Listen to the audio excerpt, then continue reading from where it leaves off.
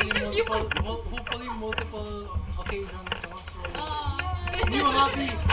Dito na kami sa may stairs area and malapit na kaming mag-dive. Ayan na.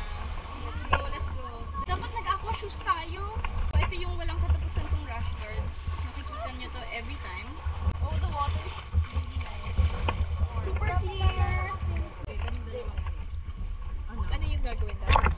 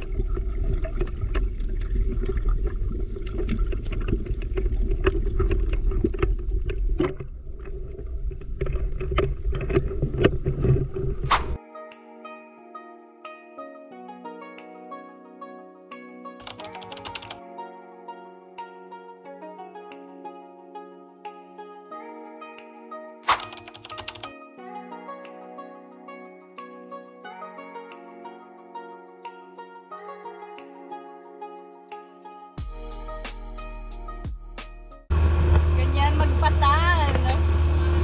Maalog pa yung boat. Natasa na lang daw ng loob yan. So may photo shoot again.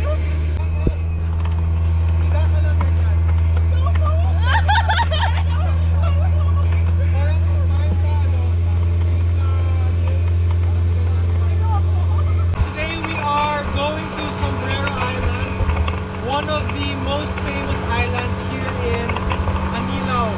Okay, and aside from that, there's also a snorkeling spot around 40 minutes away because you know the waves are very strong in Sombrero Island. So very excited. Surprisingly, there's a lot of fish. You know, Batangas very underrated. Ilang minutes pa tayo? Mga 10 minutes na lang, ma'am. Ito po yung sombrero. Yun yung sombrero. Pero pupunta po natin. Mas maganda rin. Doon sa snorkeling kasi kami mamaya. Doon yung sa sombrero. Tapos try yung mga corals doon. Malinis talaga. Sabi ni Kuya, meron daw Little Boracay dun sa may likod ng mountain na yan. Di ba Kuya? Sa likod yan. Kaso ngayon, hindi daw pwedeng puntahan yung Little Boracay kasi pinagbawal daw muna nung mayor doon. Siguro sa pandemic rin no Kuya. Sayang naman, pero okay lang kasi White Sand din naman yung pupuntahan namin. Ay, ito na! Yan na yung pupuntahan namin. Malapit na kami. Tapos, magpipicture-picture lang muna doon, tapos magsasnorkeling na doon sa Sombrero. Dito na kami sa Sepok Island. Oh my God, ayan na, ang ganda ng sand. Go Kuya! Let's go guys! Ang ganda, ang clear ng tubig, napakalinis.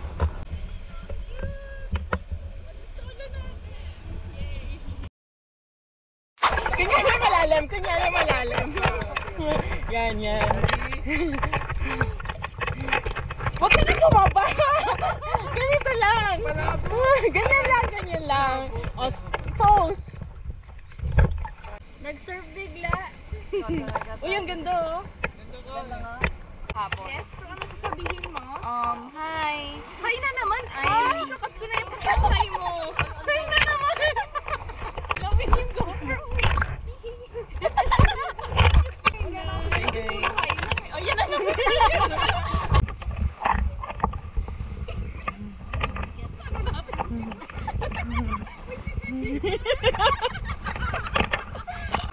Nakatayo ka naman. Para stabilize na. May transition.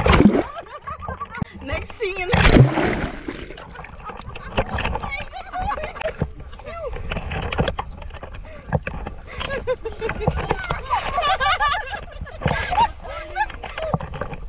Ha ha ha!